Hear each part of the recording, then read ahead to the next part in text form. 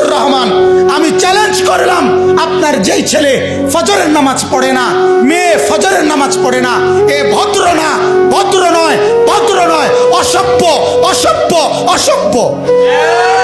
তুমি যদি সাহস থাকে তো তুমি প্রতিবাদ করো, তুমি যুক্তি দাও, আমি বসুন্ধর কারণে, তুমি বলো সেজদাবিহীন কোন মুসলমান ইমানদারের ছেলে, মেয়ে, বিবি যার কপালে সেজদা নাই, সে শিক্ষিত হয় নাই, সে সভ্য হয় নাই, সে ভদ্র হয় নাই।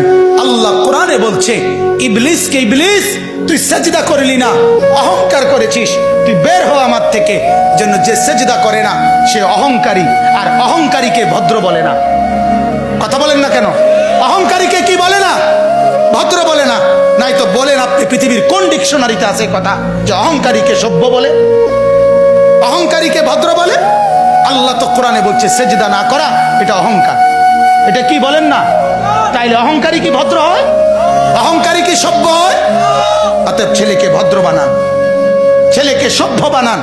পড়েন আপনি, কোনো সমস্যা নাই, বাংলা পড়েন, অঙ্ক পড়েন, ইংরেজি পড়েন, পদার্থ পড়েন, জীববিজ্ঞান পড়েন, হিমালয় পর্বত ফুরাটা ফইরা বাইতে পড়েন, কোনো মানা নাই। আটলান্টিক মহাসাগর পইরা বাইতে নালান, কোনো আপত্তি নাই। কিন্তু কোরআন বাদ দিলেন কেন? সেজদা বাদ দিলেন কেন? গোলামি বাদ দিলেন কেন? বন্দিগি বাদ দিলেন কেন? আল্লাহকে ছেড়ে দিলেন কেন? আল্লাহর সাথে দুশ্মনী কেন? যে ছেলেটা সারাদিন একটা ওয়াক্ত নামাজ পড়ে না, যে বিবি একটা ওয়াক্ত নামাজ পড়ে না, যে মেয়েটা পর্দা করে না, তারে জিজ্ঞাসা করেন না যে মা সবার সাথে সম্পর্ক বজায় রাখো, মালিকের সাথে কেন দুশ্মনী? আল্লাহর লগে কি নারাজি হইলা? আল্লাহর সাথে কি দুশ্মনী? আল্লাহর লগে কেন রাগ করলা? কেন রাগ করলা?